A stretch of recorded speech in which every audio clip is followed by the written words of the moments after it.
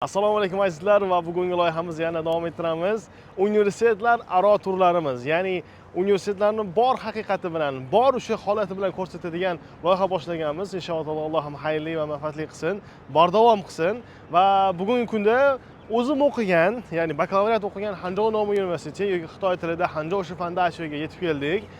Avvallari oldin eski video olganman, bir necha yil avval. O'shanda ya'ni u prosmotr juda ham ko'p olgan va o'shanda men ko'rganmanki, xo'p, o'shangi holat hozirgi paytda o'zgarmadimi? Va shuning uchun bugun biz mehmonga bizning do'stimiz yoniga kelganmiz. Yosin. Assalomu alaykum aka. Alaykum assalom. Yaxshimisiz? Charchamasdan. O'zingiz tanishtirsangiz, xudo xolisa. Xo'p, men ismim Yosin. Aslbek akani loyihalari orqali shu universitetga qabul qilinganman. Hozirda o'qishimizni shu yerda davom ettiribmiz. Shunaqa bugun inshaalloh yotoqxonamizni yoritib, yaxshi tomonlari, yomon tomonlari bo'lsa, albatta ularni ham ochiqchasiga ko'rsatamiz. Zo'r bo'ldi. Xudo xolisa biza loyihamizni avval shu ya'ni boshlanishimizda shu eshikni boshidan, ya'ni kirishdan boshlaymiz har doim. Kirish jarayonida ozgincha suhbatlashib, o'qish jarayoni haqida gaplashib ketamiz. Ketdikmi Yosin? Ketdik, aka. Bismillah. Men o'zim yo'l ko'rsatyapman, chunki men bu universitetni 5 qo'limdek bilaman. Ya'ni hamma o'zi shart-sharoitlarni o'zim ham bilaman, lekin baribir, ya'ni shu experience-ni sinab ko'rgan, o'zi boshdan o'tkazgan talaba bilan boshqacha bo'ladi. Shuning uchun Yosin, xudo xolisa siz ko'proq gapirasiz, men emas. Bo'ldi. Xo'p, bu yoq tarafdan ketayotganimiz, sal tanishtiring, xudo xolisa. Bu yoqda 4 ta bino bor. Birinchisi ofis bino, 3-bino deymiz. Keyingi 4, 5, 6 lar yotoqxona binolar hisoblanadi. Men o'zim 4-binoda turaman. Bu yoqdan ketamiz, Ha, bu yoqdan. Bo'ldi. Oradan o'tib ketamiz. Ketdi. 5-chi o'zi shu yan si havlo, u havlo, lu havlo Xitoy tilida gapiramiz. Endi 4, 5, 6-binolar bor. Shunaqa. Biz 4-da turamiz. Hozir ko'rsatamiz. O'zi 4, nimaga aynan 4-chisi? 4-chisida xo'p, asosan kichkina xonalar joylashgan. 5-binoda esa o'rta va katta xonalar joylashgan. Aksariyat o'quvchilar 4-binoni tanlaydi. O'sha kichkina xonalarni. Narxi ham qulay va o'zi ham yetarli. Narx-navolarni xudo xolisa videoni oxirida aytamiz. Shoshmanglar, ya'ni bizaniga hammasini bilib olaman deb. Lekin avvalambor, ya'ni narxdan tashqari umumiy sharoit o'zi o'qish qanday? Nima deb o'ylaysiz? Xo'p, bu meni o'ta shaxsiy fikrim. Xitoydagi, xo'p, bizning universitet unaqa top birinchi darajali universitet emas, lekin yotoqxona jihatdan aytadigan bo'lsam, Xitoydagi narxi eng qulay, narxini aytmaymiz. Narxi eng qulay, eng zo'r yotoqxona deb hisoblaymiz va ishonamiz bunga. Hozir ko'rsatgandan o'zingizlar baho berasizlar. Inshaalloh. Men esim bor, 2019-yilda kelganman. Bakalavriatni shu 2009-yilda paytlarda o'qiganman. O'shanda bilsangizki, hozir mana A, B, C, D distriktlar bor-da. O'shanda siz misol borib keldingizmi? Ha, bordim. O'shanda B bilan C ham yo'q edi.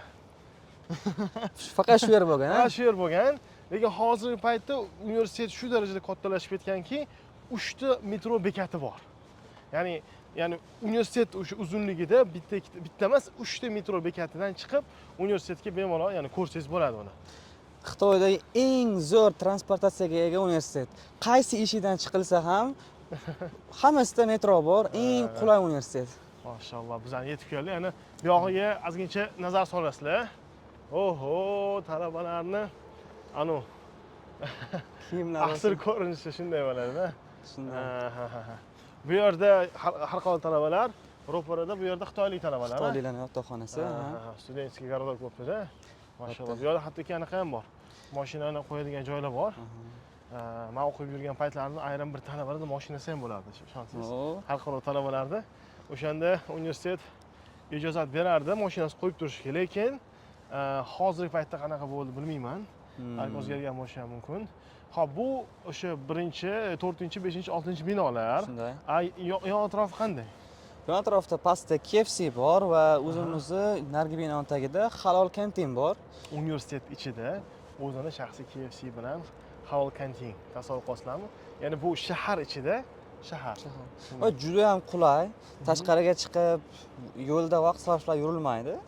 Qorni ochdimi? Shuni tushib, juda ham qulay. 5 minutda yetib borib, qulaylik tarafdan o'zi haqiqatan ham yashaydigan joyingiz, ovqatlanadigan joy bilan agar misol masofa jamlan uzoq bo'lmasa, xonada ham o'qib, ya'ni darslarni qaytarish imkoniyatiga bo'lganda tez pastga tushib ovqatlanib davom ettiradigan bo'lsangiz juda qulay.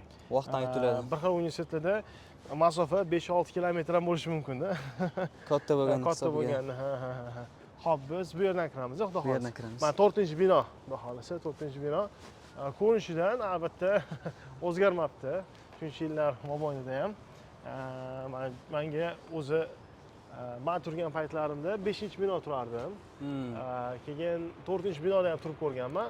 6-sida ham turganman. Yo'q, Bu alohida tarix, uni aytsam vaqt cho'zib video cho'zib ketadi. Lekin shu hamma xonalarni sinab ko'rganman. Qiziqibdi endi. Qiziqib. Xo'p. Bu yerda bizni reseption qabulxonamiz bor. Qabulxonamizdan kiramiz. Aytgancha, hozir shu dormitoriga kirishimizdan oldin mana shu joyni men o'zim shaxsan esimda bor. Hali o'zgarmagan. Qani ko'ramiz, o'zgarmaganmikan? Ketdi. 7dan 10gacha ekan. Mashalloh. Bu yer, masalan, sizga yoshini aytaman. Men o'qiyotgan paytlarimda eng yurakni misol uchun wow darajada qahratadigan darajada talabalar o'qiydigan joy deb bilardim. Bu yerda shu 3-4-kurs talabalari xitoyliklar magistraturaga kirishga uchun 4-kurs 1 yil mobaynida har kuni ertalab soat 7dan kecha soat 8gacha xuddi tarki dunyo qilib o'qishardi. Tasavvur qilasizmi? Haligacha shunaqamikin deb qiziqyapman. Yo, siz ko'p kirganmisiz o'zi? Kirganman. Yuring. Menimcha bu yerda bo'lsa kerak, aka. Ha, o'sha yerda O'sha yerda o'xshaydi.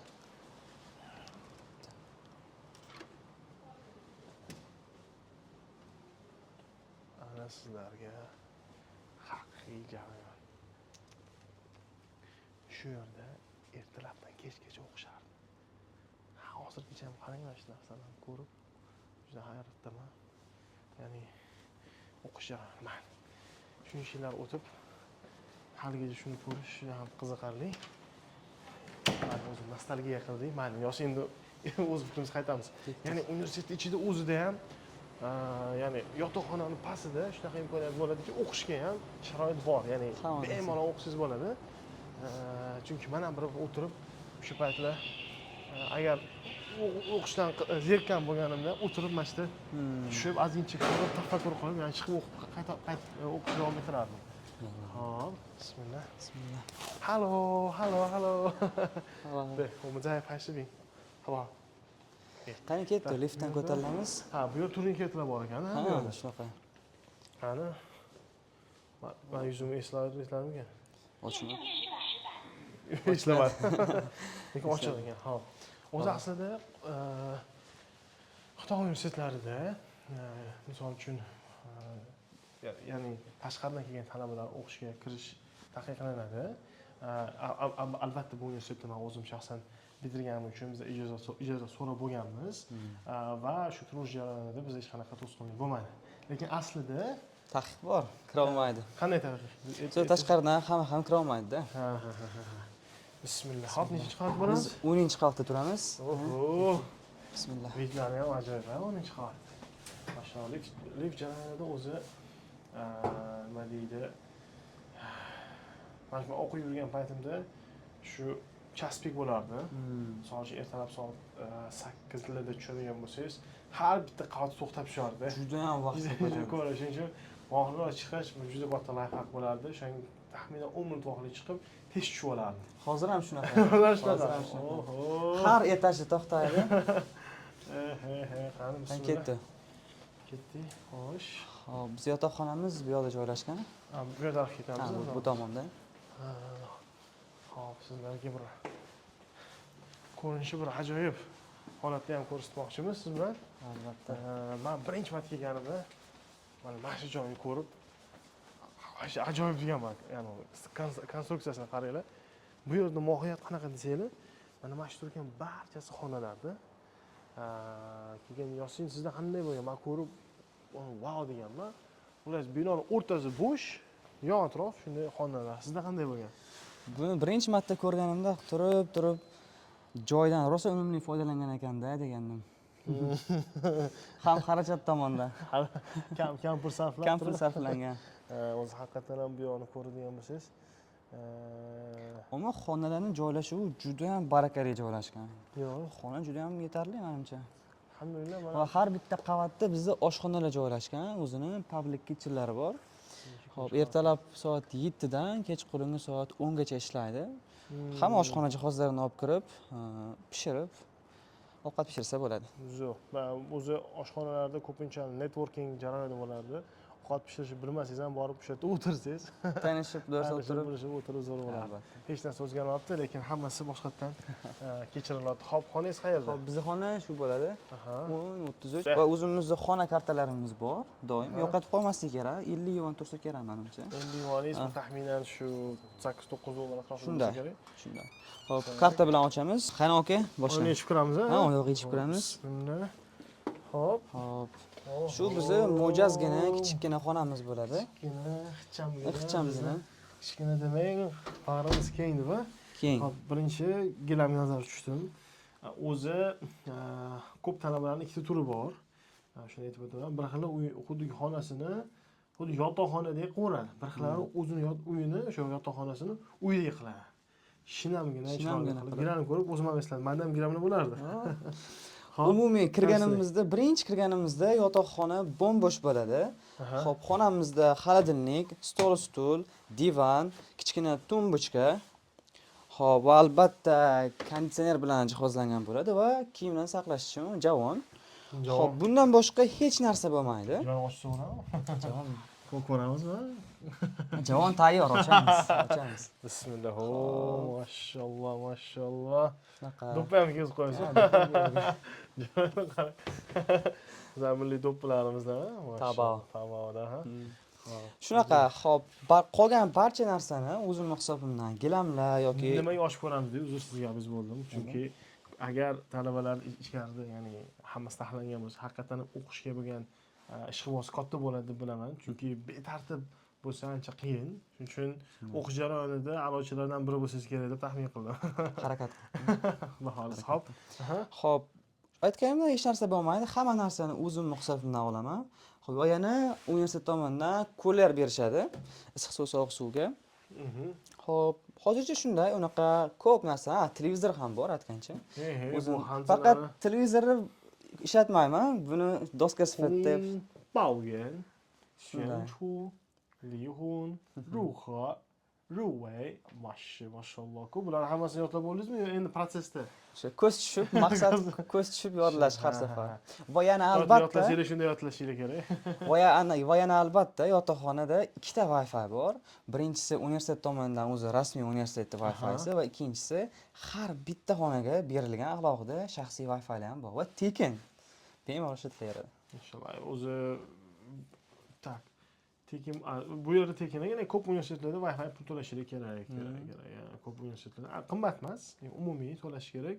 Demak, Wi-Fi bor. Shunday. Xo'p, bu yerda yana qaytarib o'tamiz. Stul, divan bor. Demak, yonida hech qanaqa matras yoki boshqa narsalar hech narsa yo'q. Shunday. Ha. Va endi hammom ko'ramizmi? Bo'ldi, ko'ramiz.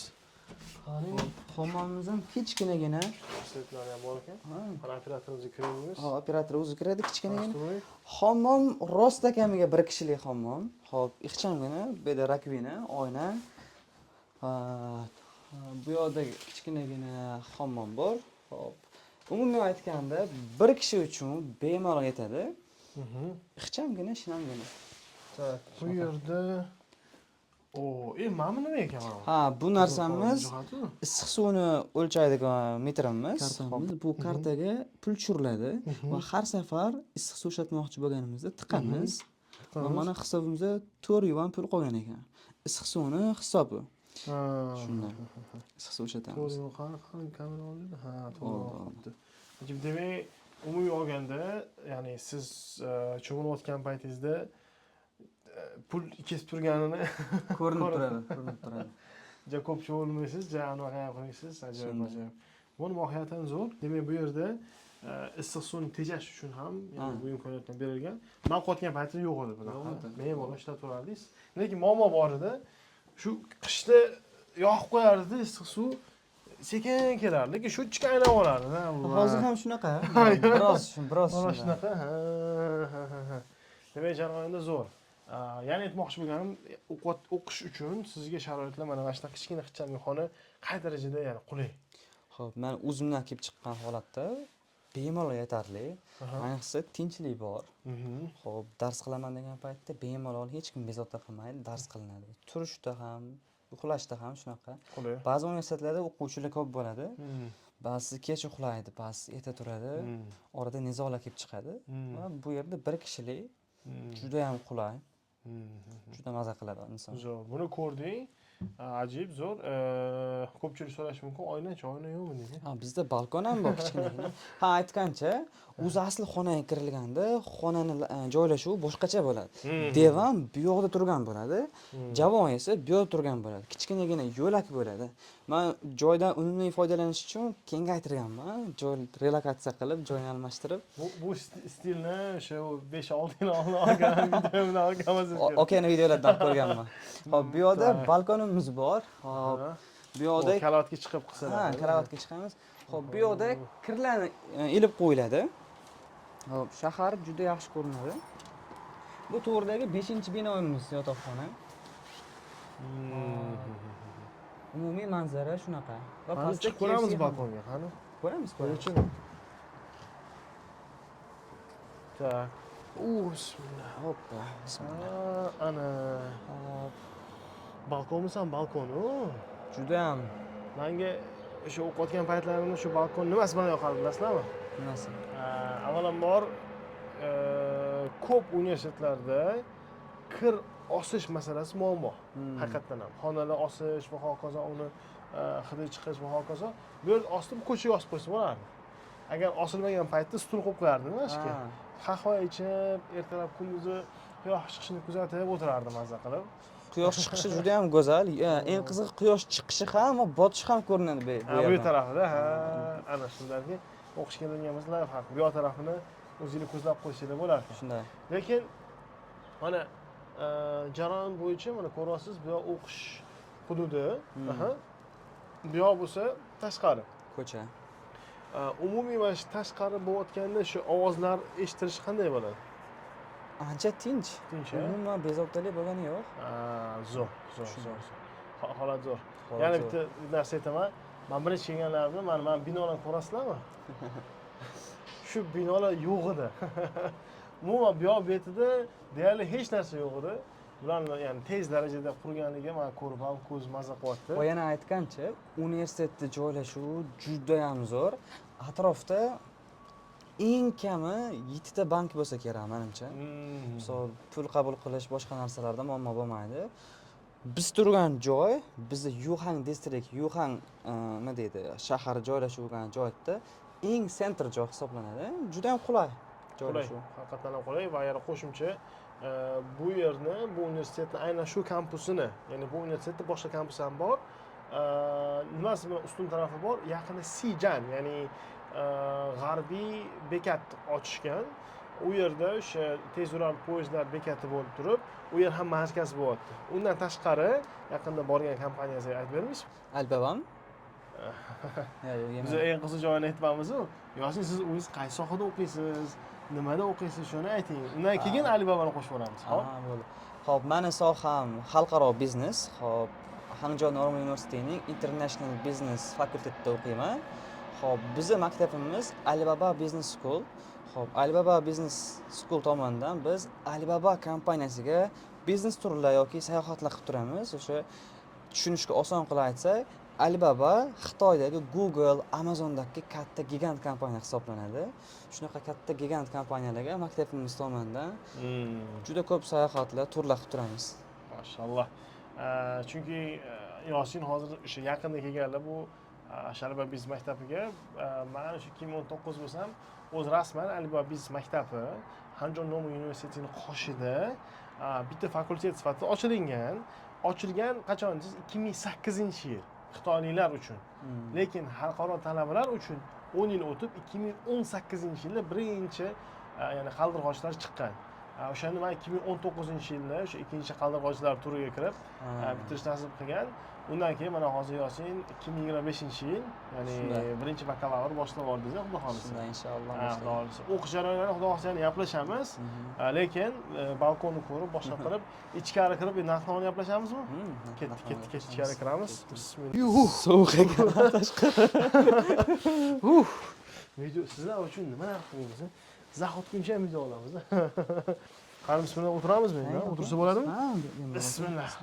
Ya'ni juda ham ko'p obunachilarni qiziqtiradigan savollardan biri albatta narx-navolar. Hop, Yosin, ya'ni mana shu yotoqxonani umumiy xarajatlarini ayting. Xo'p, bu ko'rganingiz o'sha kichkina xona hisoblanadi. 1 yilga 7000 yuan to'laymiz. 7000 yuanimiz taxminan $1000 ga to'g'ri keladi. Tax. $1000 shu 1 yilga to'lanadi va bo'ldi, bemalol yashab. Ya'ni hozir 2026-yilni narx-navolardan biri, ya'ni 7000 yuan. O'zi aslida narxlar ham har yil oshishi mumkin. Men o'sha 5 yil avval o'qiyotgan paytimda ham 7000 yuan edi. Hozir ham 7000 yuan ushlab turilgani o'zi bu juda katta bir natija deb bilaman. Yoshim, sizga aytaman, ko'p universitetlarda, misol uchun Zhejiang universitetida oxirgi 3-4 yilda har yil oshgan narx va umumiy hozirgi ayrim boshqa universitetlar narxlari, o'sha top universitetlari yo misol uchun reyting balandroq universitetlari taxminan $3000-3,500 Wow. yiliga.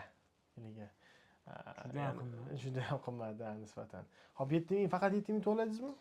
Xo'p, 7000 yuan yotoqxonaga va o'qish puli alohida hisoblanadi.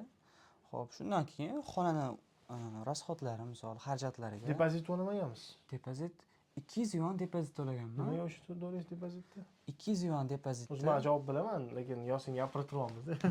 200 yuanni to'lanadi depozit qilib, alohida 7000 yuandan tashqari bu o'sha har ehtimolga qarshi qilib xonadagi biror narsa shikast yetib sinsa yo buzilsa, xaridorning ishlamay qoladimi yo konditsionermi, shunaqa narsalarga sarflanadigan pul bo'ladi.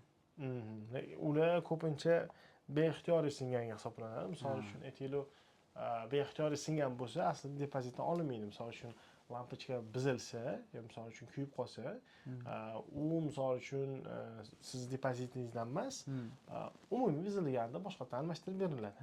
Lekin siz misol narsa otsangiz, ursangiz, bir narsa qilsangiz, u depozitdan yechiladi. Buni bilmasdim. Yo'q. Buni bilmasdim. Shuning uchun nimadir kuyib qolsa, bemalol aytasiz, mana shunday kuyib qoldi, almashtirib beringlar deb aytaverasiz.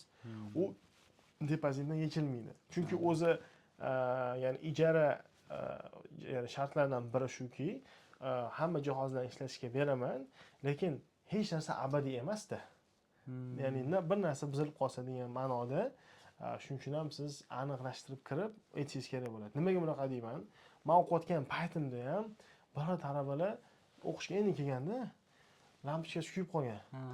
Pulidan tejaganda, men hozir pulim yo'q meni deganda, 3-4 oy svetsiz yashagan. Oho. Men ularga aytganman, "To'xtang, nima svet borib aytmaysizmi?" desam, "Yo'q, men endi aka pulim yo'q edi" degan aytdim. "Siz bir tiyin pul kerak emas" deganman. Nimaga desa, bu ijarani ichiga kiradi. Ya'ni jihozlarni ta'minlab turish. Lekin albatta, misol bir narsa otib lampochkani portlatsangiz, buzsangiz, u albatta uni siz o'zingiz to'lashingiz kerak. O'sha depozitdan yechib oladi. Yechib oladi shunday. Yetmasa yana qo'shimcha to'laysiz. Lekin umumiy olmoqchi bo'lganim, ya'ni o'zi buziladigan narsalarni sizni anaqangizda emasmi deydi, qo'lingizda emas, shuning uchun uni borib aytsangiz bo'ladi. Shunday inshaalloh. Hop, 7000 qo'shimchani 200-300 yuan deymiz. Demak 1100-1200 atrofida mo'ljallab tursa bo'ladi. Kichkina xonaga. Hop, umumiy xarajatlarni bildik.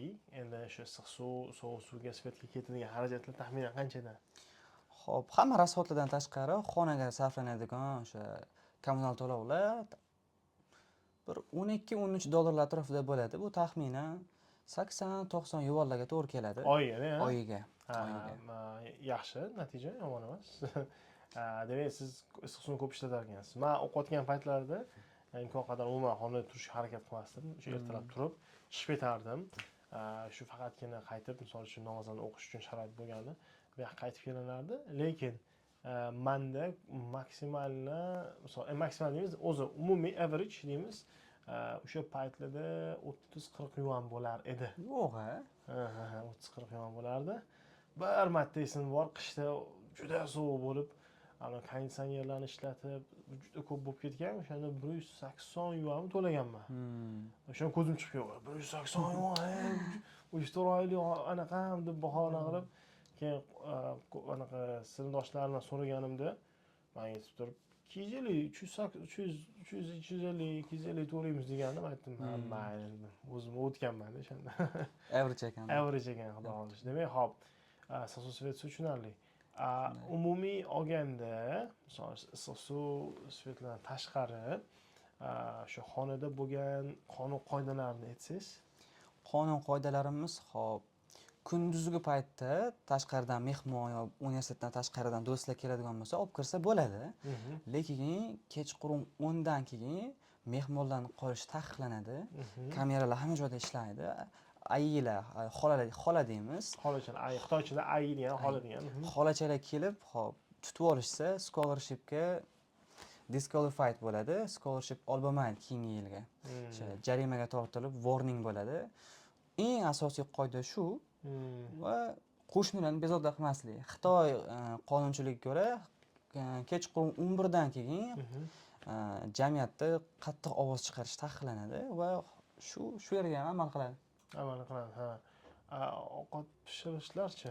Ovqat pishirish aytganimizdagi har bitta qavatda oshxonalar bor. Xo'p, lekin har bitta o'quvchi o'zini jihozlarini o'zi sotib olishi kerak bo'ladi va u yerda maxsus javonchalar bor. U yerda o'sha hamma skоворodka deydimi, plita deydimi, hammasini saqlasa bo'ladi. Lekin xonada ovqat pishirish taqiqlanadi. Tepada datchik bor. Agar par chiqsa, ovqat hidi chiqsa, hop, sirena chalib, to'palan qilib tashlaydi. Shunaqa bo'lishi kerak. Menda qiziq voqea bo'lgan, hozir eslab qoldim. Mana shunaqa kichkina xonada turganman. Ovqat pishirishni xonada qilmaganman, harakat qilib.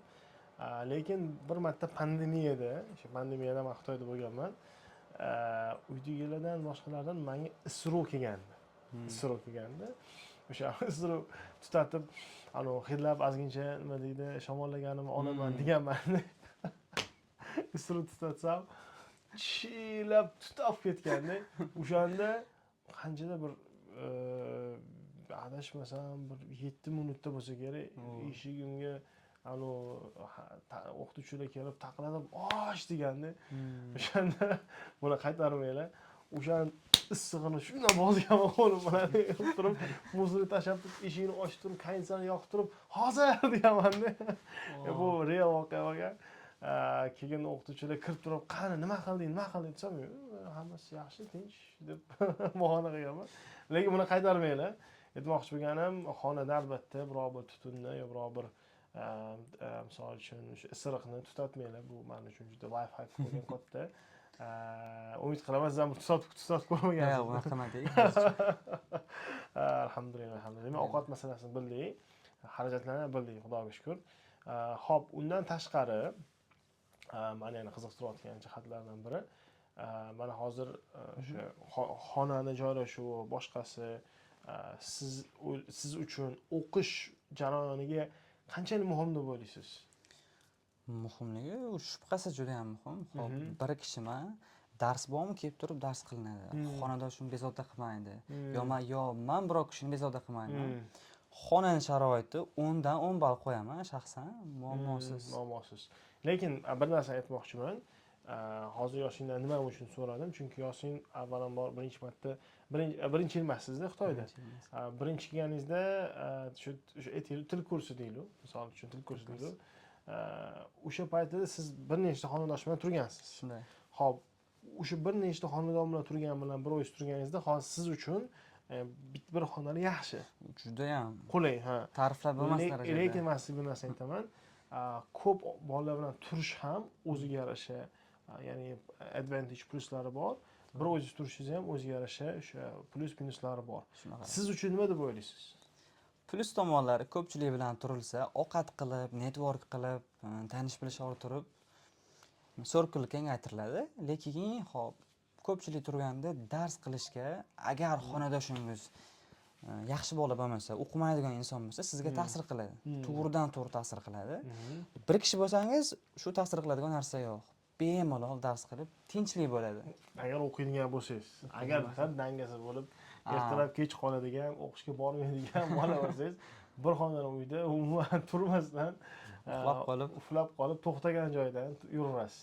Shuning uchun bir xonali xonani ham, ya'ni bir kishilik xonani ham o'zini plushlari bor va o'ziga yarasha minuslari bor deb bilaman shaxsan o'zim. Xo'p, endi alhamdulillah deyarli hammasini olib bo'ldik.